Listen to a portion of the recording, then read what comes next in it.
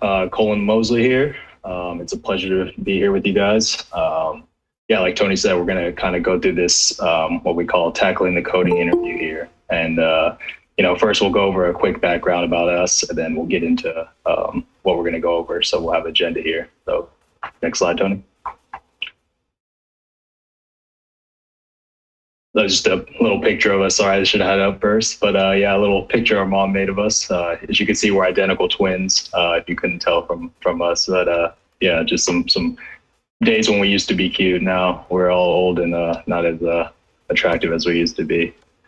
Go on, Tony.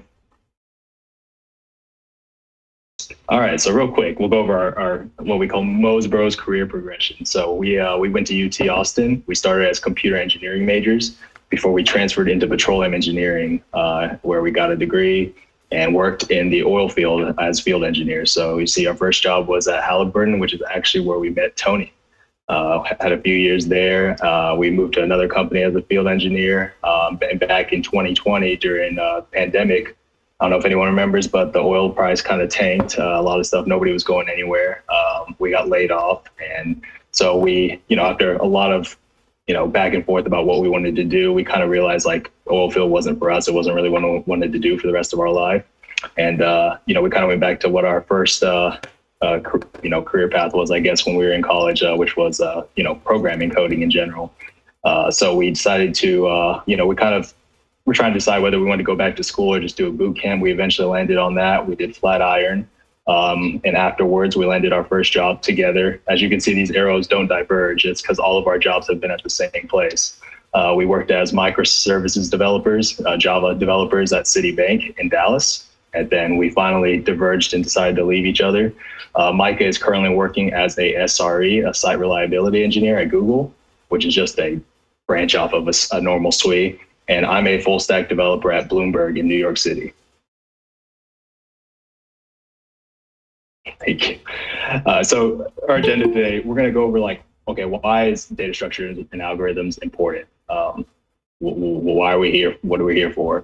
We're going to go over the problem solving process, and then we're going to go over how do companies judge interview performance. And Mike is going to be able to give you guys some really good insight into that because he's actually an interviewer at Google. And then we'll leave some time at the end of 10 minutes or so for any Q&A that anyone might have.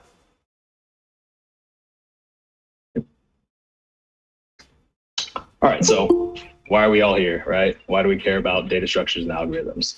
Obviously, besides just getting knowledge about the data structures that you're going to need when you are programming, obviously we're all here because, this is a major part of the interview process, right? Anyone that is familiar with the technical interview process, as if you've done any, you've probably ran into some algorithm problems, some data DSA problems. What a lot of people just call leak code at this point. Obviously there's a lot of different sites, HackerRank and stuff, but a lot of people will just say, hey, do you do leak code? These are the primary method that, especially entry level, I want to emphasize that, especially entry level, by which you're judged and possibly hired. Even smaller companies, this is very true of all big companies. They hire at scale, which means they're not going to do stuff like, oh, hey, we want you to do this take-home project or something like that. They just don't have enough people to look at when they're interviewing thousands and thousands of people. Small companies may, but even then, they'll generally want to test you at least one or two interview rounds containing these type of problems to see your basics. It's very important. Anyone that's gone through the hiring cycle has probably faced multiple rounds. I know me and my brother, when we went through these, we went through, I would say each company we went through, we would get asked 2 to 3 algorithm DSA problems. And, if you're doing 5, 6 different company interviews, just imagine how quickly that compounds and how many different problems you're going to get asked. Yeah, Tony? All right, so what are some common misconceptions? I think a lot of people get scared off by DSA. Obviously, don't get me wrong, it's tough, especially if you're new to anyone's here from a boot camp. You don't really dive into that very much. Or if you're self-taught, you probably haven't had a lot of experience with that. And it seems like there's so many different kinds of problems, right? You go onto leak code and there's thousands of problems, like literally there's, 10,000 plus problems, right? And big tech companies, a lot of people think like, oh man, they're going to ask me these random problems that nobody's ever seen before. And you're going to think like, okay, maybe I can't solve it if I haven't seen this kind of problem before. And that's obviously not true. Like you don't have to you don't have to see a problem before to be able to solve it. There's a lot of different patterns. A lot of people also think like, hey, there's too many patterns to learn, right? But again, that's just not true. There's a finite number of them, 10 to 15 that if you learn and put in your tool basket, that you're going to be able to tackle almost any kind of problem. So I think if you put your mind to it, you're making sure to learn all these different patterns, you're going to be able to tackle any kind of problem. And again, like there's a really negative connotation with the algorithm process and the interview process in general, right? Like I think a lot of people look down on it, but there are definitely some positives. When you're studying for algorithms, right, you're studying for any kind of interview. So like regardless of which company you're going for, studying algorithms, learning these patterns, it's going to benefit you for all the different companies that you're interviewing for, versus if, say, you were doing like a take-home project, right? If each company gives you a take-home project, it's not going to help you that you did necessarily one for another company, and then when you have to do another one for another company. Studying for these DSAs, it doesn't change very much. There's only so many patterns. There's not a new pattern coming out every few months. They're finite number of patterns. Once you learn them, you're set in stone. And I think once you start to get the hang of it, once you've gotten better at algos, there's not much to maintain it or improve on it, right? Like it only takes a few problems of just refreshing, and it becomes much easier to practice. I promise you. The first time you do it, it's definitely difficult. It's a little bit of a grind, but the more times you go through this interview cycle, the more times you practice these problems, it gets easier and easier, and you become like a language. You become fluent in it. And again, like DSA is not end all be all, right? Like there's definitely some companies that are either going to ask you maybe only one or an easy one, or they may not ask you any at all. In fact, I know there's a GitHub repo out there with a list of companies. If you're interested in that, I would not recommend like limiting yourself to these companies. But if that's how you feel right now, like, and you want to just apply to those, there are definitely some companies out there that ask you a mix of different kinds of problems. Like debugging is pretty common. Take-home projects, as I've mentioned a couple of times. And system design problems can also be pretty common. So you definitely can find a job without DSA. I would just say that learning DSA is very important, especially if you're trying to find an entry-level job. All right, and from here, Mike is going to take over. He's going to kind of walk you through how we're going to problem solve, and then kind of walk through an example problem. Yeah, I don't know about you guys. I was getting tired of listening to that guy. So yeah, I'm going to walk us through the kind of a playbook, if you will, of like, steps you want to follow. And this is for any kind of problem, any level you're at. You're going to want to go through, you're going to want to touch on each one of these, steps in this playbook. And it's just part of what a good technical interview is going to look like. You're going to have to go through all of these steps. So next slide. So the first thing we want to start with is clarifying questions. It's an extremely common pattern for interviewers to not give you all the information you need to solve your problem, right? They want to know how you think, and a lot of that, they'll get a lot of insight into that, into what kind of questions you ask for. Like, do you try to start the problem before you have, all the constraints? Like things like this are a big signal to your interviewer. So you want to make sure you have all the information you need. And remember, it's like a partnership with your interviewer. Like that's the big difference between you practicing these kind of questions at home and being an interviewer, is that you have access to this person who is there to help you. Honestly, they really are. And they want you to succeed. So, you ask questions, they'll answer them. If it's a question that, they want you to work towards yourself, they'll let you know that. So, don't make any assumptions. Don't assume that, your input is going to be of a certain, data type. Always, ask these questions and then get all the information you need. Next slide. Yeah, I think this should be your next step here, right? So the first thing you want to do is, we're good right here on the naive solution. So you want to think of what is the most obvious solution, the brute force, the naive solution, right? It's not going to be your final solution. This isn't the one you want to code out, right? But you want to show the interviewer, hey, I can come up with a solution right off the top of my head. You could do it this way, but I know that there's a more optimal way to do it, and we'll work there. So that progression is a really good signal to your interviewer. So start with this brute force solution. It's very often going to look like a, n squared solution if you know anything about time complexities. But this is where you want to start, and then you iterate over this and improve in the next slide. So this to me is the most important step of this playbook, right? This is where you're gonna, set yourself up for success, right? This is where you're trying to come up with what the approach is that you're actually going to implement, right? This is going to be where you want to really bounce off ideas with your interviewer. Don't worry about, thinking you're throwing out stupid ideas or anything. Throw anything that comes to your mind, and then, highlight if you threw out something that isn't going to work, highlight why it's not going to work. You're like, oh, maybe I can try to sort it. And then, the interviewer is like, well, remember, I asked for a linear solution. And you're like, oh, well, that's not going to work because sorting right away is going to take me to a n log n solution. So if you didn't understand that, that's fine. But, throw out ideas, if you, and anything you can come to, it's going to help you lead to what the approach is that you actually want to do. And then the interview will also, give you little hints. Again, like I said, use your interviewer. They're there for a reason. They want you to succeed. They're not going to give you anything, that's going to give you the solution. So everything they give you is going to be small hints to help you work towards a implementation that they want to see and that will work for you. And so never start actually coding out or implementing a design until, you have confirmation with your interviewer and you both agree that this is what you should do going forward. Next slide. All right, pseudocoding. So, once you've talked with your interviewer, you've decided on, hey, this is what I think I want to do. They agree. They're like, hey, I think this will work as well. Let's get started on this. So before you actually start coding, you want to kind of do a summary, a rough draft of what your code's going to be. And this doesn't need to be in like the syntax of the language that you're actually going to code it out in, right? You just want to do this in plain English. It's almost like it would be like the comments that you would leave in your code, right? For someone that comes later on. And this part is actually like a lifesaver. If you get like a panic attack in an interview, which is, I promise you, is very common and it happens to the best of us.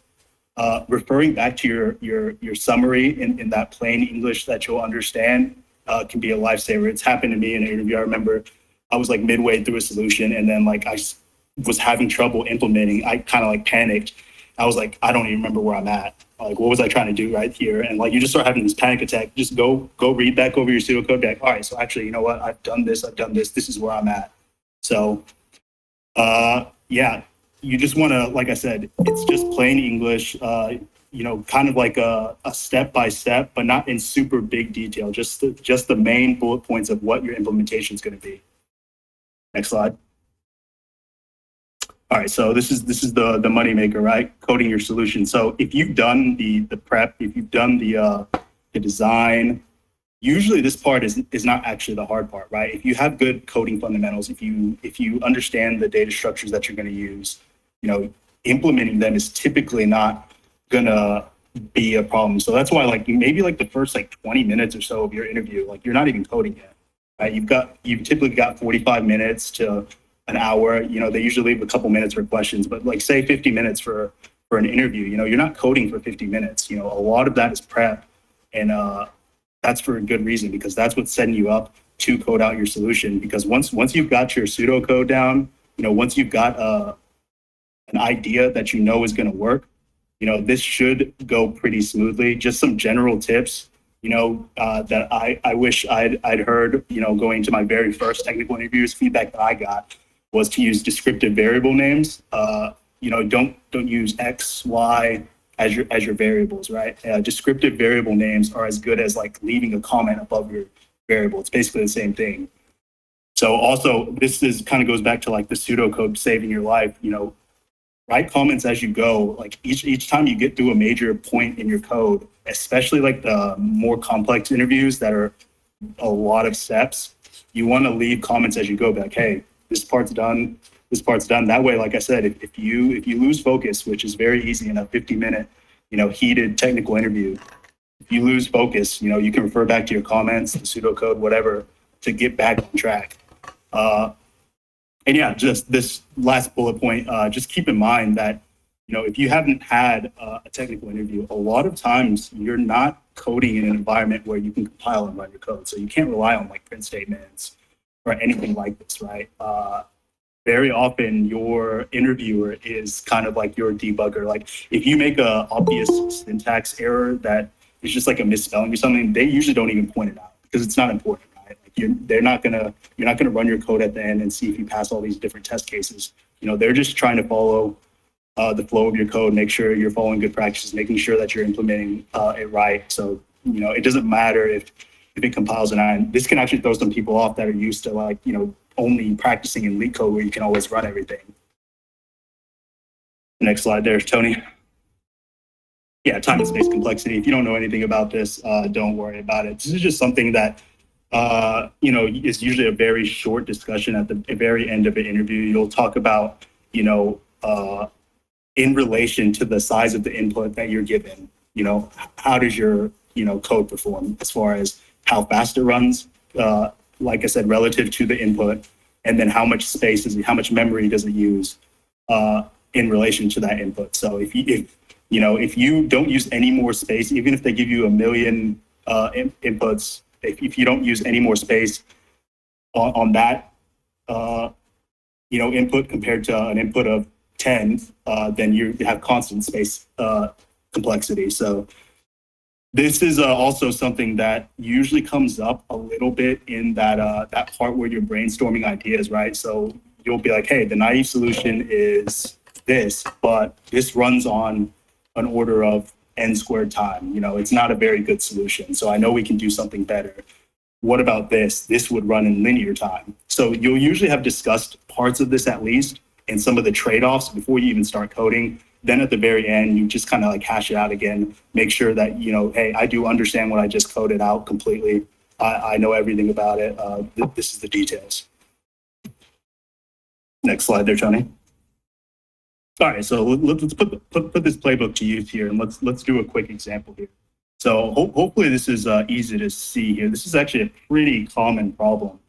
So it's a medium problem on LeetCode. So for you, those of you that are, thinking you can only do like easy problems, I'm going to show you guys, how we can, effectively knock out this using the playbook that I just highlighted. So let's just read over the question. Well, let me just give you a summary of what this is actually asking for, because the description isn't the greatest. So you've got these containers, buildings, containers, whatever, and then imagine like it rains and water fits between them. We want the container that's going to fit the most amount of water. So let's focus on those two red bars there.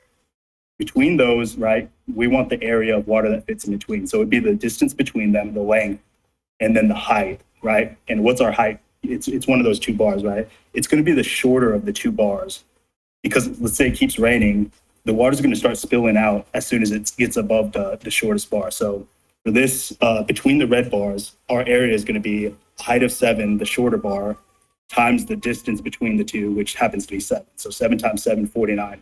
That happens to be the biggest, area between any two bars in this. But we need to figure that out programmatically, right? We need to implement a good solution for this. So let's walk through our playbook. So next slide.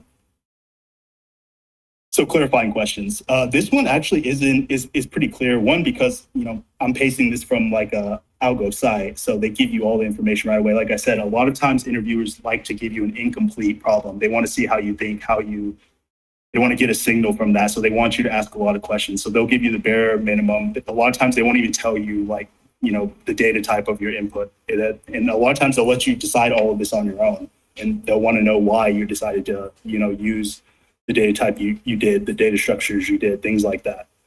But for this, not really a lot of clarifying questions, but, you could ask, hey, do you want this to run in a certain time complexity? Are there any space constraints? Like if they're willing to give you that information, it doesn't hurt to ask. Like go ahead and ask. A lot of times they'll be like, well, we want to do the best we can. And they'll be very vague like that. So if they do that, accept that, you tried, it can't hurt. So next slide. So again, after you ask all your questions, you understand the problem well. For this problem, you know how to calculate the area. There's no confusion here on your part. hey, let's figure out what the naive solution is. How would I do this and guarantee a correct answer? Well, for me, right off the top of my head, I'm like, hey, what if we just try every combination of two bars, right? Just every combination, and then I know I'll get the right answer. So how would we do that? We would start at the first bar on the left, and then I would do the first bar and the second bar, and then the first bar and the third bar, so on and so forth. I would try every single combination. And what that ends up looking like is an n squared solution, right? 2 for loops. You start at the very first bar on the left, and then your nested loop, your inner loop, is going to be looping through the rest of the bars. And then once you're done with all that, your outer loop is going to move on to the second bar, and then so on and so forth. And then your interviewer is going to say, hey, great, that would definitely work. You'll 100% get the right answer every single time on that. I know you can probably implement that, but let's brainstorm a way to do it a little faster. So that's where we get to the next slide. So let's brainstorm and decide on a better approach. So I know I have an n squared solution. You know anything about time complexity. So what's better than n squared? First thing that comes to my mind is you definitely have linear and then n log n. And right away, n log n, I usually think sorting. In this problem, these are containers, right? Buildings, whatever. I can't sort these, right? These are immovable objects. So right away in my head, I would say, so what's better than n squared? N log n, what we can't sort. So, let's see if maybe we can do a linear solution. How would I do that? What does that look like? So me knowing a lot of different, algo solving strategies, right away with this kind of problem, my head would go to a 2-pointer approach. If you don't know what that is, don't worry about it. But, essentially you're going to have 2 pointers. They typically end up starting on the very ends of the, array or the list which you're given, or maybe they might start in like the very middle and work out, something like that. And what I would think here is, hey, what I want to do is I want to calculate the max area, right? So intuitively, the max is going to come from, hey, probably maximizing one or both dimensions, right? Length and height. So can I maximize from the very start without much information? Can I maximize my height? I don't know. I'd have to iterate over the array and find the heights, right? So I don't have that information. But what I can do is start out with the very max length. I know I can start at the first index of my array and the last index. And right away, I've got the very max length I have. And then we can see, hey, is that our max area? And then work from there. So that's where my 2-pointer approach, I would decide to, hey, we'll start at the ends of this array, and then we'll work our way in, and we'll calculate the area as we go. And then we'll just store the result of the max area. And then we'll have some condition that decides which pointer we move, right? And I would think right away, why would we want to discard the higher bar, right? We're trying to maximize, like I said, maximize area. Why would I discard the taller bar? So I'm going to discard the shorter bar every time. So if I'm pointing at that first bar and then the very last bar, I'm going to calculate my area between those two. There's a distance of 8, and then the shortest bar is 1, so I've got an area of 8. So right now, that's my max. I'm going to discard the 1 because I want to keep the 7.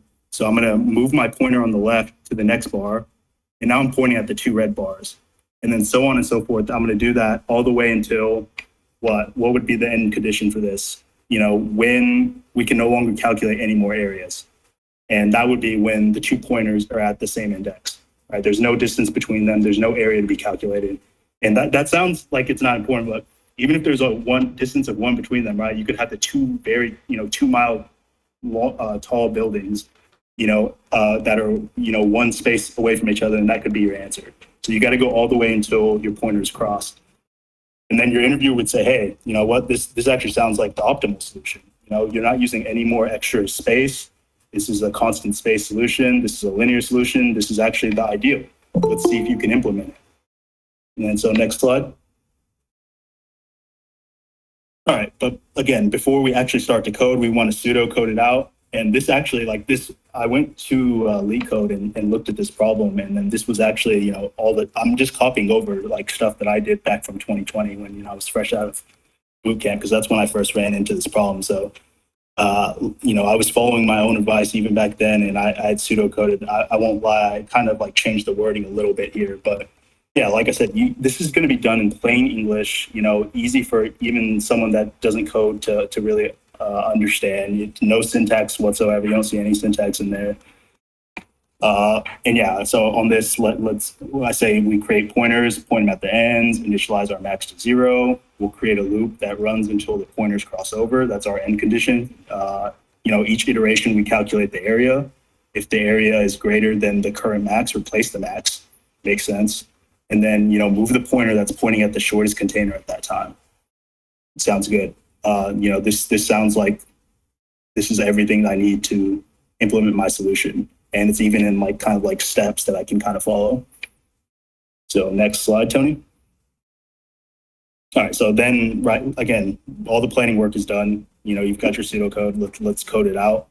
I won't go too much over this solution. You can, like I said, this is an extremely common problem. You can find this solution anywhere. It's actually not even that difficult of a problem as long as you don't have an issue with figuring out how to calculate the area. I mean, this is a rather simple problem. So next slide, Tony. And then, yeah, you want to cover your time and space complexity. So Tony, actually go back to that last slide just so. So yeah, you can see here as far as space, you don't have to store anything in any data structures, any arrays or anything. Everything is just in a variable. And so everything's in constant space, right? No matter how big that array containers is, no matter how many containers I get, my solution here is going to have the same amount of space. And as far as time goes, it's a linear solution, right? No matter what, we start at the ends of the array and we have to iterate until our bars cross. And you're going to run through n-1. You're going to move your pointers n-1 times every single time. So that's dependent on, the input that you receive. However many containers you have, you're going to have to move that many times -1.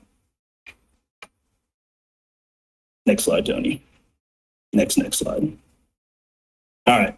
So we kind of covered, this playbook on how we want to solve problems. But a big thing is knowing, how am I being graded here? This isn't, college or high school, like an exam, right? You don't circle your answer, and if the answer is correct, you get a perfect score. That's not how these interviews work. So we need to kind of go over everything that the interviewer is looking at, and I do want to point out that remember that this is based on my experiences being an interviewee, and then also me now, what I look for as a interviewer at Google. I'm sure there are companies that, everyone's going to care about all 4 of these things, but, maybe to varying degrees, maybe they care about some other things as well, but just keep that in mind. Next slide, Tony. So the first thing that you're being assessed on is your coding, right? Your coding fundamentals, your data structures, the algorithm that you choose. Everything doesn't have to be optimal. That's like my brother said earlier on, there's a lot of misconceptions with this. You don't have to be perfect, especially as an entry level. But, they do expect a certain level of competency here with coding. Like I said, if you can design the problem well to start, and you're not able to implement it, that just means you just haven't been coding enough. You just need to put in more hours in the fundamentals. And that's what this step is, right? If you say, hey, I'm going to use this data structure and do this, you should be able to do that. If you can identify what it is you need to do, that should be the hard part. This shouldn't be the difficult part. Implementing the right data structures, maybe choosing the right data structures, but implementing them should be straightforward. And yeah, of course, this is a major part of how you're going to be assessed, when your interviewers come together and talk about your performance. Next slide. Design. Yeah, so this is, you're given constraints by your interviewer. How did you take those constraints, use those to inform your design? And, was your design effective? Did you choose the right data structures? If you're given an object-oriented problem, so a lot of times you're not given a very straightforward algorithm. A lot of times you'll be given an object-oriented problem where they're like, hey, create a class that has this functionality. They don't really care how you do it. It's all about how you design the class. And they want to know why you designed it the way you did. Like, hey, why did you choose that data structure? Why didn't you create a new class when you were implementing this? You could have had two separate classes. And then they'll just want to know, hey, why did you make the decisions you did? You're going to need to be able to explain all that. And did you cover like edge cases? And this is proactively. Like, if your interviewer has to point out that all the edge cases for you, and you didn't have the foresight, to kind of like see that you were going to run into these, that's going to be a mark against you when it comes to assessing your performance. Next slide there, Tony. Pace and efficacy. So yeah, you only have, like I said, 50, 45 minutes, whatever it is, to code out your solution. A lot of times constraints will be changing. It'll be a multi-part problem. So they give you an easy problem at the start. Once you've worked it out, they say, hey, all right, so what if I do this? New changing constraint. How do you deal with that change in constraints? Are you able to process that quickly and then turn it into, code? Or does it take you a long time, to deal with that? It sucks because this is not part of the day-to-day job, right? Like having to code things out very quickly. But, you do have to get through your solution. You need to get through all the steps of that playbook, like I said. So you need to move at a certain pace. You only have a limited amount of time. So this is actually, pretty important. You can't count on your interviewer to be like, hey, you're kind of behind here. They're not going to put that pressure on you. It's all up to you to make sure that you're moving at a pace that's going to allow you to, complete the problem at the end. Next slide there, Tony. And then communication, right? So this is the big difference between an interview and you just doing, like, they could just assign you a problem, record you doing it, and you could send it into the company, right? And they could judge most of the rest of those criteria, right? The design, the coding fundamentals. They could gain all of that from that. But communication is a very big part of your day-to-day job, where you're having to explain technical concepts to your team, also to partner teams that don't have as much context. People high up the managerial chain will join in. They have no context. And so you have to explain the what of what you're doing, what it is, also the why, because like I said, they won't have context. You're going to have to explain complicated technical topics, and then you're going to need to explain them in a way that, people that don't have a lot of context can understand. And this is a big, indicator for whether you can do that effectively or not. Are you able to explain why you make the decisions you make? Are you able to explain, why you're doing the things that you're doing, and why you can't do something else? Why you can't do a linear solution? Why it has to be at least a, n log n solution? Things like that. You need to be able to communicate all that. And this is a big, I don't want to say a pitfall, but, a big thing I notice is that people will have the technical skills, the coding fundamentals, right? They'll be really technically sound, but they're silent during the interview, like completely silent. And they don't realize it, right? They're stressed out, and I get it. And the interviewer will actually have to ask, hey, I need you to talk out loud. I need you to explain what you're thinking. Even if in your head, everything's coming together, your interviewer needs to know how you think. It's a really big part of how you're assessed. So if you haven't been, speaking out loud when you're doing these kind of problems, I would get in the habit of doing that, just because it's going to help you a lot.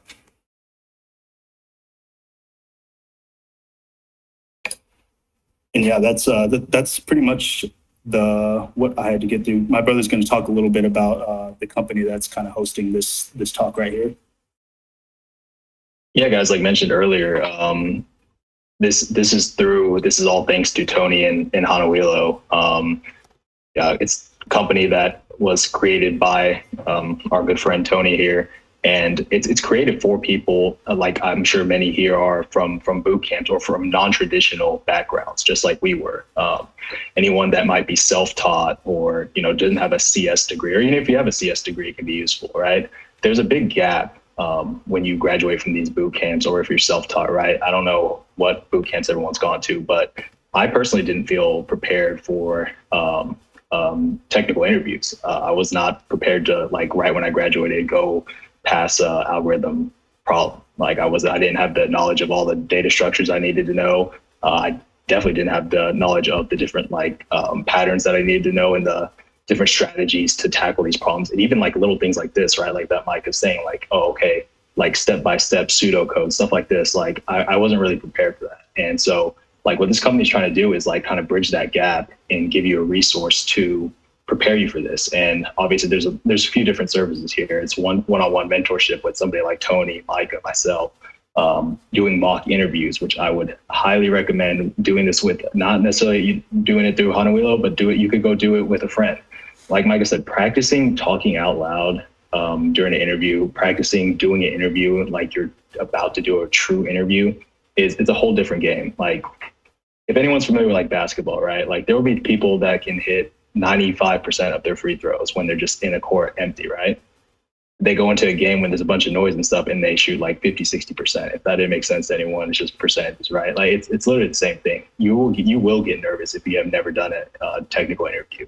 And I'm not saying that a mock interview is going to make you completely prepared, but it will help you. Like that setting, and the more you do it, the more interviews you do, the more mocks you do, the more practicing in front of friends you do, in front of groups, all that's going to give you valuable experience in tackling these interviews. They also offer workshops, like one that we're going to talk about here in a minute, and courses where this is over extended period of time, obviously several weeks, where several different things they'll tackle, React, different like Node.js, algorithms, different things like that. And Tony can speak more on that as well. Yeah, thanks guys. So one thing I want to mention here, and I want Cole and Micah to kind of announce this more as well. I'm excited to partner up with Cole and Micah. So starting on May 2nd on 2 times a week, Tuesdays and Thursdays from 6:30 to 8:30 p.m. Central every week, they're going to be offering a 8-week course on solving the data structures and algorithm problems that you solve. So it'll be a 2-hour session, and each session that composed of is 1 hour of breaking down the problem, like essentially covering all the patterns that they've talked about in from span of linked lists all the way from graphs to things that you'll see in a high-tech interview to small and medium-sized companies.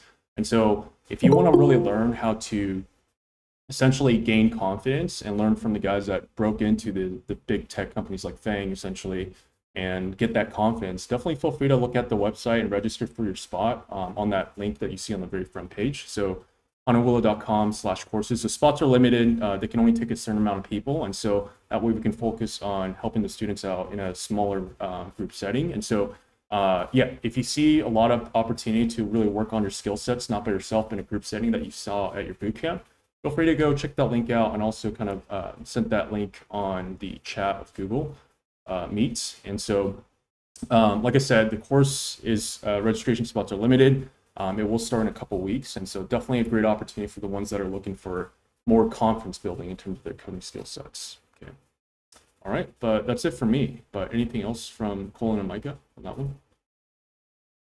No, I think this wraps up the presentation, if you want to call it that. So I guess we can open up the Q&A. I see my brother's been answering a lot of questions in chat, so maybe he's answered most of what you've got. But yeah, I mean, it doesn't have to be about, what we covered in the presentation. If you've just got questions for us on working, our interviews, processes specifically, whatever you want to. We've got about 18 minutes, so you can open the floor to any questions. Yeah, and if you do have a question, I would say just raise your hand. Yeah.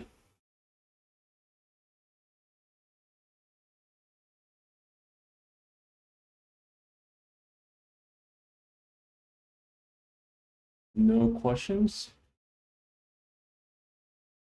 Okay, so it looks like we got, looks like Thomas. Thomas, you got a question. Yeah, go ahead, Thomas.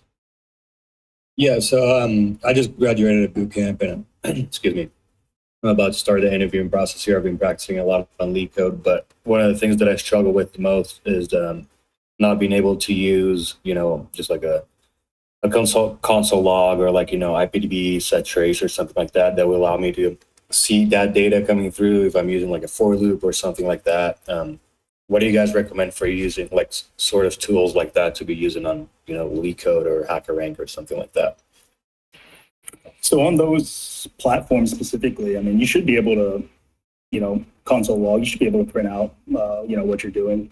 That's really more of an interview specific thing where it's pretty common for big tech companies. They used to call it whiteboarding, right? Like you'd actually go in person and you do it on a whiteboard. You wouldn't even code, right? You're not even using your laptop or anything. You literally write it out on like a marker on a whiteboard. So I think in that spirit, a lot of companies continue to not have you, have the ability to compile and run your code. But yeah, I don't think any of those platforms limit you on doing that. Go ahead, Maria. Hi, I was just wondering, how long did you prepare before you were able to feel more confident in your DSA skills? I think it depends on the type of company you're shooting for. So like my first job was with Citibank, and like, you do research on the companies you get interviews with, right? Of course, you use any information you can gather from the internet. It's there for a reason. And I knew that I wasn't going to get dynamic programming, graph questions, more complicated types of questions. And so I knew I only had a limited amount of, types of questions I had to study for. So I think for Citibank, like I was probably only studying for like a month.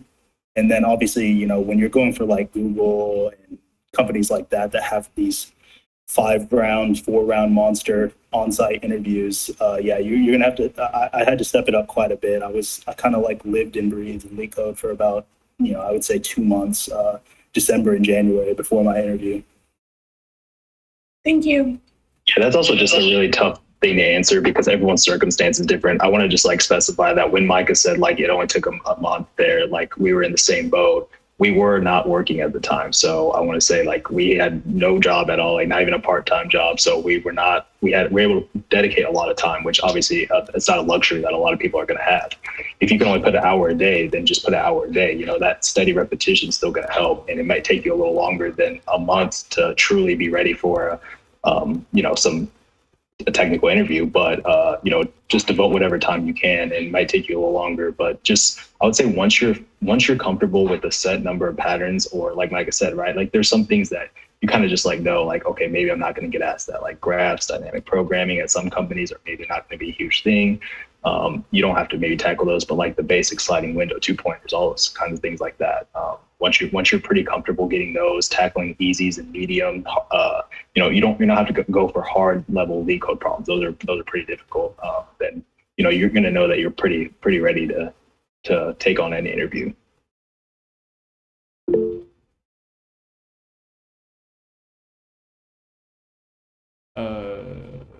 Thomas? Yeah, Thomas. Hey guys, how you doing? Hello, Hana Willow family. I feel like I'm a different case, and maybe there's someone else out there, but I don't find myself a strong programmer. In fact, when I'm coding, I tend to Google things here and there, and when I can see code, I can put it together, string it together, and make it work. But when I try to code independently and for myself, I have a trouble with the fundamentals. And I know you guys mentioned earlier about practicing fundamentals, and it's a matter of getting better with those. But like, have you seen coworkers or friends that are not necessarily just kind of that are not strong programmers at first, but they can understand and see what you're talking about, but yet just can't implement it? You know what I mean? Yeah, absolutely, Tom. I mean, it sounds like what you're kind of like in a roundabout way is saying, like kind of like imposter syndrome, or like kind of like struggling with that. But like, no, man, like everybody's like that at the beginning. Obviously, there are some people that it really just like clicks right away. Like truly, like I'll say, like Micah picks up things really quickly than a lot of people. But like, just because it takes longer for somebody to understand like certain topics or certain algorithm, whatever it is, there's obviously varying levels. I've worked with at both Citi and now at Bloomberg, I've worked with several people that don't have like a CS background, I don't have as strong fundamentals. Like, it's just a fact. Like, people that go to get a CS degree, they spend 4 years, they're learning a lot more. They're getting a lot better with their fundamentals than somebody who's doing a really condensed boot camp in a few months. You know, obviously you can bridge that gap over time, but again, you need time. Like, you're not gonna know as much as somebody that spent 4 years in college if you only had a 15-week boot camp. It's just, it is what it is. But that doesn't mean that you can't get a job. It doesn't mean that you can't understand. Like, in the day-to-day work, like, you're saying you Google stuff. I mean, I can't even tell you. I'm sure Tony and Mike can relate, but like, we'll spend a ton of time Googling, like looking up stuff. Like, that is a part of the job. Absolutely. Like, I'll look up little stuff too. Like, you know, I switch from languages quite a bit. Like, so right now I'm using a lot of Python, JavaScript, C++, and like, I don't know C++ at all, really. Like, it's my first time really using it. So I'm having to look up like basic stuff. So, I mean, that is just a part of the job. It's not a big deal at all, I promise. Thank you. Paul, I think you had a question. Yeah, I did. Tony, thanks for hosting this again. Colin, Micah, thanks for coming. You guys have been really helpful with this stuff. Just have a quick question, and I think like I don't know if I speak for the majority of us, but I feel like, especially because you two are based in New York, like, would you say, well, I guess this is more of like a opinionated question, right? Like, what would you say is like the more important thing, or like what type of balance do you think is like required in terms of like, if you look at entry level jobs now, the tech stack that they want is like a lot of stuff that we haven't learned.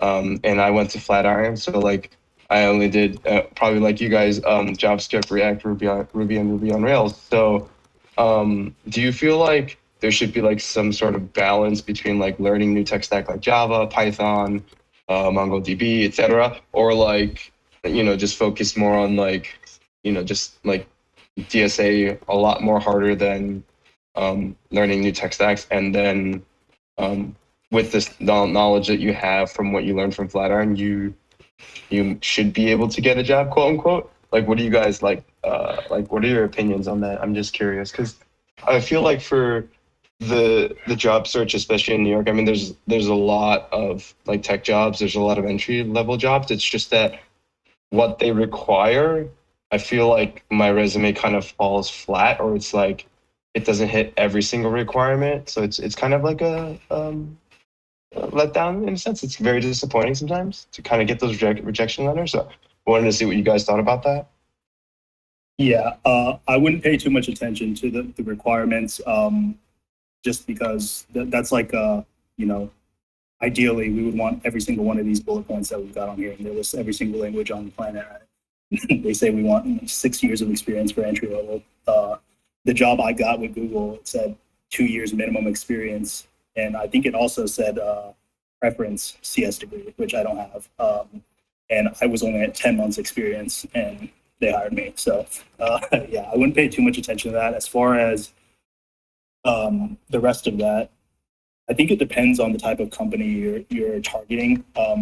Startups need you to perform and be contributing a little faster than a large company. That time to kind of ramp up is built in. A common saying at Google is, you know, it takes like a year before you're no longer nuclear. You're supposed to be competent. But I don't think you're given that time typically at startups, right? That's why they will want you to actually know their tech stack. Big companies don't really care. If you're strong in any language, they're like, hey, we'll give you the time you need to pick up other languages.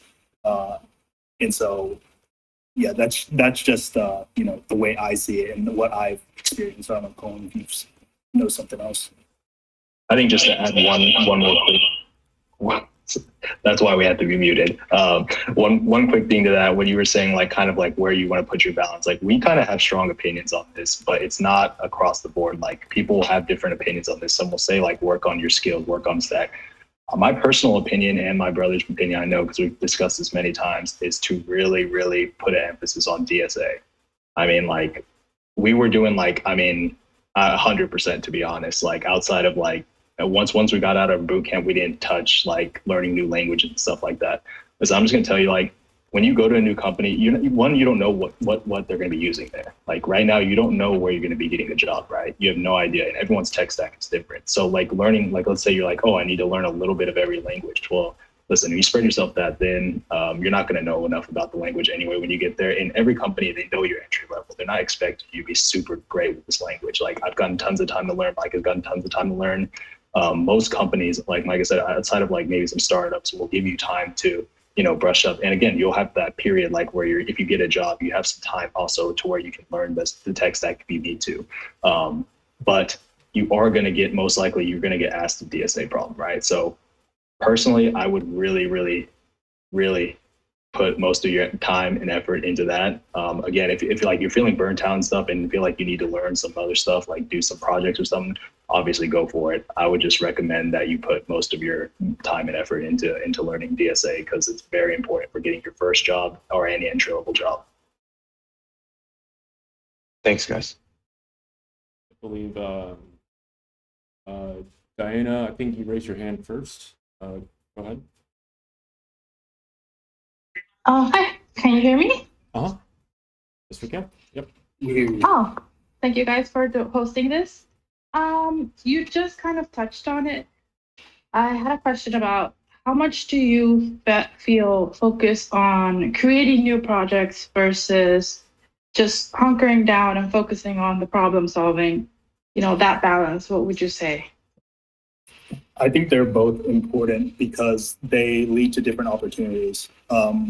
Again, like especially right now, where you don't want to limit yourself. When we graduated, we were very dead set on joining a large company because they deal with problems that startups don't, right? Particularly at scale.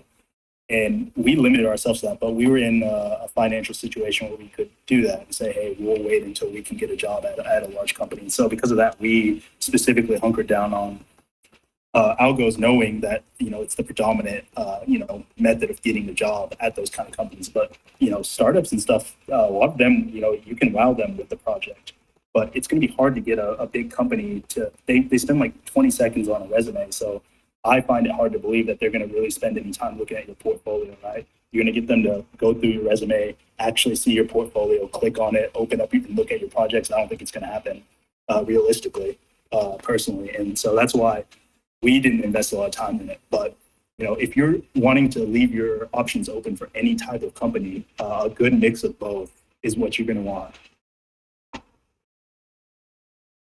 See next hand, Nicolette.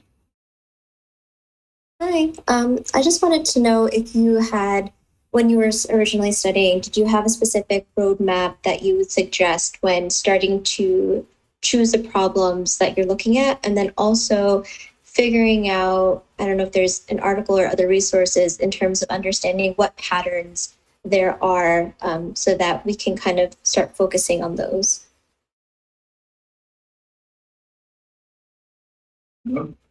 Yeah, there's definitely a few. I'm not gonna lie, I can't remember any off the top of my head. I have them saved on my computer, so I could definitely get those, and I could reach out. What's your last name, Nicolette? Babeza, and then I'll probably add both of you on LinkedIn too. Yeah. Everybody, if you want. Sorry. Feel free to add us both on LinkedIn if you have any other questions. And I'll definitely. There's some really good resources out there with the list of. And again, you can type in just something basic like algorithm, patterns that you need to get an entry level job, and you'll see. They're all going to have the same ones. There's like we mentioned earlier, there's a finite number of them. There's not 50 patterns that you need to know. How difficult the problem is obviously varies, but the patterns, they're set, and there's definitely some really good resources that are free out there to study those. So I'll definitely try and get that to you, Nicolette. Awesome, thank you. Next, Alexis. Hi, so I recently graduated from Flatiron. I think I was the last cohort. They said that did the Ruby React curriculum before they switched to Python. I know you guys said that you didn't really focus on adding another language to your stack, but they did release the Python coursework to our cohort since we were the last one before the switch. Do you guys think that learning Python while I have this opportunity and jumping on it would be more beneficial? Or do you guys think that adding a different language to the stack was better for breaking into the industry? I think it depends where you're at. Personally, I am a big, we did Rails, Ruby and Rails, and in JavaScript, like React, during our boot camp.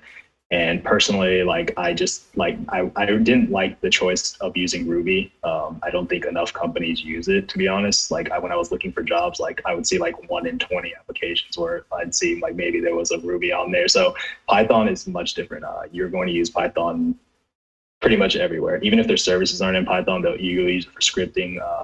I use Python quite a bit now, and I didn't know Python when I got to Bloomberg. So again, one really quick side note, don't let that stop you from applying for a job just because it says, hey, we want somebody who knows Python, C++, whatever. Because that was all listed at the job that I applied to here at Bloomberg. I didn't know any of that. I've never touched it. And I know it says that on the application, but that's not going to stop you from getting the job. I literally talked to them. I was like, hey, how important is it that I know that? They were like, oh, it's not important at all. You're literally going to go through training and we're going to teach you the basics of C++, Python, even if you do know it. So either way, you're going to go through this training. And a lot of places have something similar to that. Not speaking for every company, but yes, to get back to what you were saying, it's really up to you. I do think it's very beneficial to learn Python. If you feel like you're pretty good with JavaScript, that is a very friendly language to learn DSA in. So if you feel like you're pretty good with JavaScript, then I would just stick with that and focus on that and get better at algos if that's if you feel like you need to improve in that area. If you feel like, hey, I have a pretty good understanding of DSA at this point, but you're just not getting interviews, in that time you could use that to learn Python because you will probably use it at some point. It really just depends on your situation though. Thank you. Sure. All right, 2 more questions. What's that, Tony? Oh yeah, we got 2 more questions, I believe. I think it's I apologize, Kino. Kino, okay, Kino. Yeah, thanks. So I wanted to ask Colin and Mike, I know you mentioned that you guys focus on lead code right after. I'm kind of curious, is there a way for companies to know you've been doing a lot of lead codes? Because you still gotta get that interview, right? So if you focus on that, you still gotta be seen. So how did you handle that part? Yeah, it's a completely different effort, right? This is if you've gotten interviews. These are 2 very difficult. Getting interviews when you haven't had experience is challenging. Obviously, it's especially challenging right now. And this doesn't help with that whatsoever. No one's going to say, hey, this person's a lead code god, so we should hire them. That's to help you get through the technical interview. And right now, specifically, it's so hard to get interviews. Yeah. You want to be the person that needs 10 interviews to shake off the rust or the jitters and get good. It's hard to line up that many interviews. So Gotcha. They're 2 separate efforts. Make sure you're in a state where if you get an opportunity, you can take advantage of it. And that's what practicing is for. But yeah, again, it's not going to help you at all to actually line up the interview. Gotcha. So we still need to make that portfolio essentially. And you don't want to spend all day. Yeah, you don't want to spend all day working on lead code anyway. It's going to burn you out. Believe me, when I got done, doing my interview loops, I was so fried, and I never wanted to, do an algorithm question again. So you don't want to spend all day every day doing algos anyway. That's not what we're suggesting. Okay, sure thing. Thank you so much.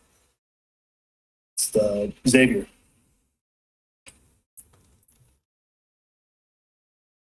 Hey, how you guys doing? Can you hear me? Yeah, we got you. Awesome. Definitely thank you for you guys doing this. It's awesome for you guys to give advice like this. So a really quick question. So I'm still in a boot camp. I still obviously have a lot to learn. I will be done soon, so I'm going to start the preparations for interviews. There's a lot of roles in engineering, obviously. Backend kind of interests me the most. But what would you guys say advice-wise in terms of getting your first software engineer as entry level? Is front end the best way to get to back end, or should I try strictly going for back end, or only go for full stack? What's your advice on that? I mean, again, I think this is really preference. Me and him are also the same way. We much prefer back end work. Micah's a SRE now, which is kind of like a separate thing. But like me, I'm full stack now, but we both started as microservice developers, strictly working back end. I would just say, man, it's up to you. Like, if you don't want to apply for front end specific jobs, that's fine. Like, that's how I was. Even though I was looking for a job, I didn't want to apply to just strictly front end role, but I did apply to anything that was full stack because you just don't know what the like ratio of work's going to be. Like, all of our teams here at Bloomberg say like, oh, full stack, but like it could be 90-10, 80-20. Like, some teams are very heavy on the front end work and some are very heavy on back end. It really is. Yeah, like Mike said, it really just depends. Like any job at this point is a good job, but again, it's just your situation. Like, if you feel like you can hold out a little longer for what you want, then obviously do that. I wouldn't say one is better to go to than the other. I do think boot camps prepare you better to do front end work personally, because I just think it's a little bit easier of a transition. But again, it just depends on the company. It depends on the tech stack. There's so many factors that go into that. Appreciate that. Awesome. Any other questions? I appreciate everyone for sticking around. I really do appreciate it. Thank you to huge thanks to Micah and Colin. They've been fantastic mentors, but also I'm excited for them to lead this course that they're going to be having. And so one thing to keep in mind is, I know you guys asked a lot about picking up another new language or things like that. Just stick with what you're good at right now. So if you already know 80% of JavaScript, it doesn't make sense to go with Python when you can just go ahead and do all your interview questions using JavaScript. So if you have, a lot of time, go ahead, but just stick with what you know already. And, pretty much practically any interview is going to be language agnostic, right? So if you can just pass it in that JavaScript interview, then do it with that, but you don't have to go learn another language saying that's an advantage. You can always worry about that once you get the job. So that's my tip on that as well. I just want to put a little bit icing on the cake there. But I'm going to be sending out information again in regards to the summary of this and the recording. And so with their connections on LinkedIn and more information about the course. So definitely feel free to reply to the email that I'll be sending over. So I'll be sending that over in the next 20 minutes. But I do appreciate everyone. Micah said, call them the Mose Bros. You can call them the Mose Bros. Yeah.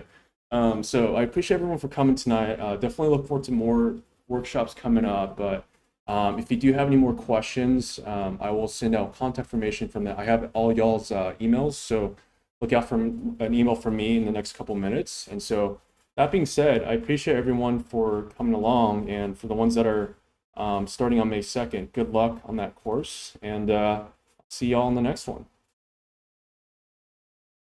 All right, guys, appreciate it. Thank you, guys. Bye, everyone. Thanks, everyone.